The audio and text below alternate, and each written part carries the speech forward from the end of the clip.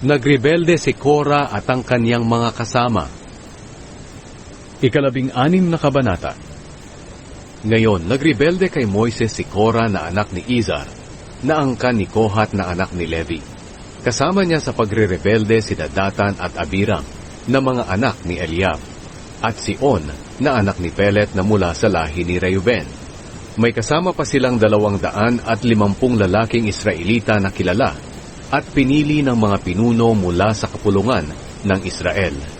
Pumunta silang lahat kina Moises at Aaron at sinabi, "Sobra na ang ginagawa niyo sa amin.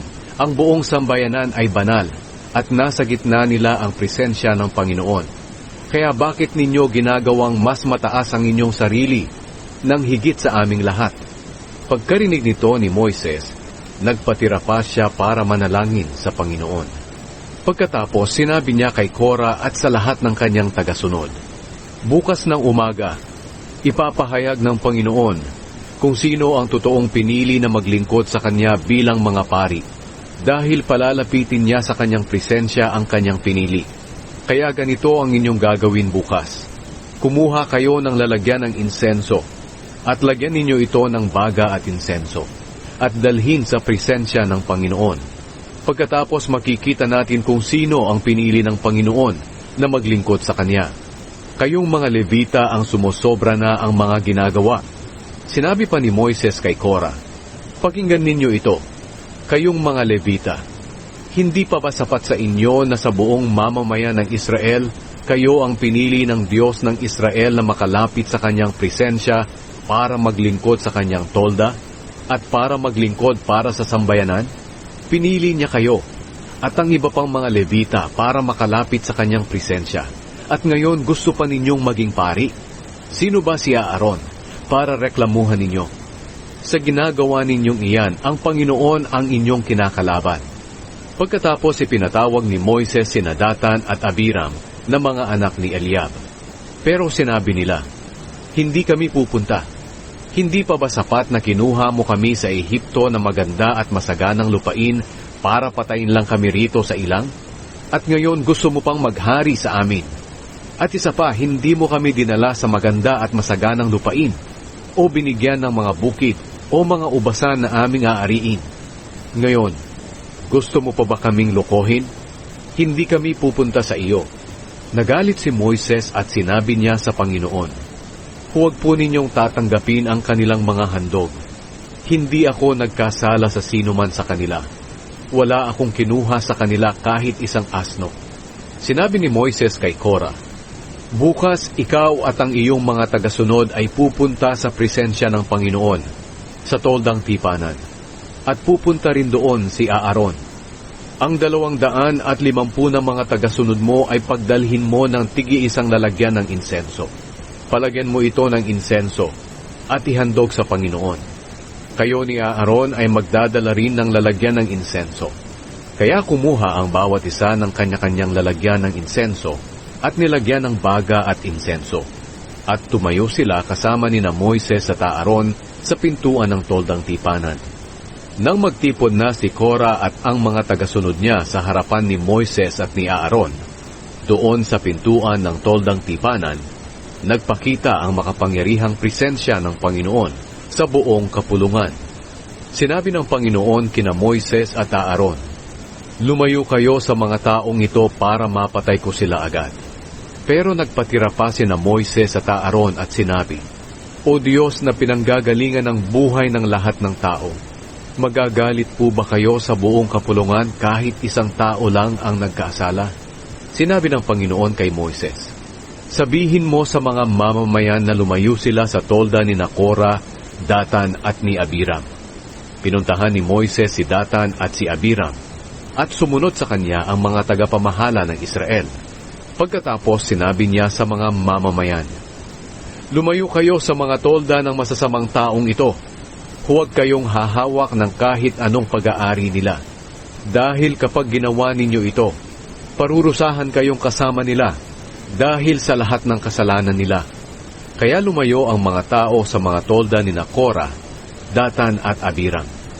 Lumabas sina Datan at Abiram at tumayo sa pintuan ng kanilang mga tolda kasama ng kanilang mga asawa at anak.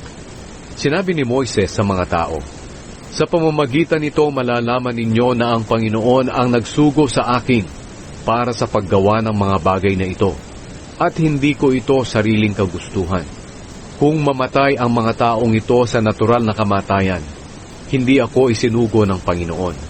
Pero kung gagawa ang Panginoon ng kamanghamanghang bagay, at mabiyak ang lupa, at lamunin silang buhay, kasama ng lahat nilang mga ari-arian papunta sa mundo ng mga patay, malalaman ninyo na ang mga taong ito ang nagtakwil sa Panginoon."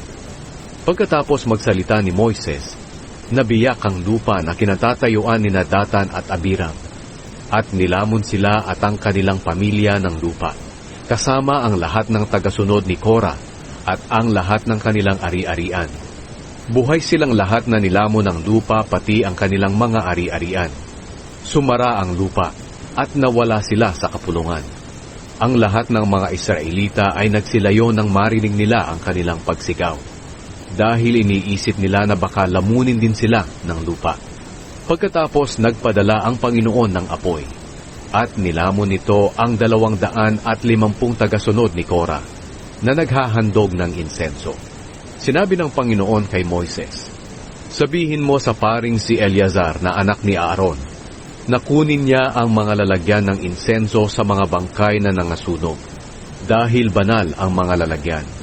Sabihan mo rin sila na ikalat nila sa malayo ang mga baga ng mga lalagyan ito, na galing sa mga taong nangamatay, dahil sa kanilang mga kasalanan. Ipamartilyo ang mga ito hanggang sa mapitpit, at itakip sa altar, dahil inihandog ito sa Panginoon at naging banal ito. Ang takip na ito sa altar ay magiging isang babala para sa mga Israelita." Kaya ayon sa iniutos ng Panginoon sa pamamagitan ni Moises, ipinakuha ng paring si Eleazar ang mga tansong lalagyan ng insenso na dinala ng mga taong nangasunog, at minartilyo niya ito upang itakip sa altar.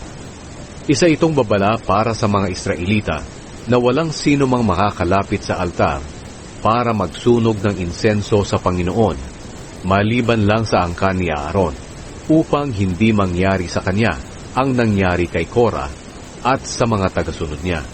Pero nang sumunod na araw, nagreklamo na naman ang buong mamamayang Israelita kina Moises at Aaron.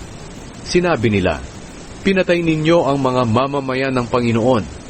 Habang nagkakaisa silang nagrereklamo kina Moises at Aaron, lumingon sila sa toldang tipanan, at nakita nila na biglang bumalot ang ulap sa tolda, at ipinakita ng Panginoon ang kanyang makapangyarihang presensya. Pumunta sina Moises at Aaron sa harapan ng tolda, at sinabi ng Panginoon kay Moises, "Lumayo kayo sa mga taong iyan, dahil ibabagsak ko sila ngayon din." Nagpatira pa ang dalawa. Pagkatapos sinabi ni Moises kay Aaron, "Kunin mo ang lalagyan mo ng insenso, at lagyan ito ng insenso at baga galing sa altar, at magmadali kang pumunta sa mga mamamayan, at maghandog ka sa Panginoon para mapatawad ang kanilang mga kasalanan. Dahil galit na ang Panginoon, at nagsimula na ang salot." Kaya sinunod ni Aaron ang iniutos ni Moises, at tumakbo siya sa gitna ng mga mamamayan. Nagsimula na ang salot sa mga tao, pero naghandog pa rin si Aaron ng insenso para mapatawad ang kasalanan ng mga tao. Tumayo siya sa gitna ng mga taong patay na at ng mga buhay pa, at tumigil ang salot. Pero 14,700 ang namatay, hindi pa kasama ang mga namatay dahil kay Korah. Pagkatapos, bumalik si Aaron kay Moises sa pintuan ng toldang tipanan, dahil tumigil na ang salot.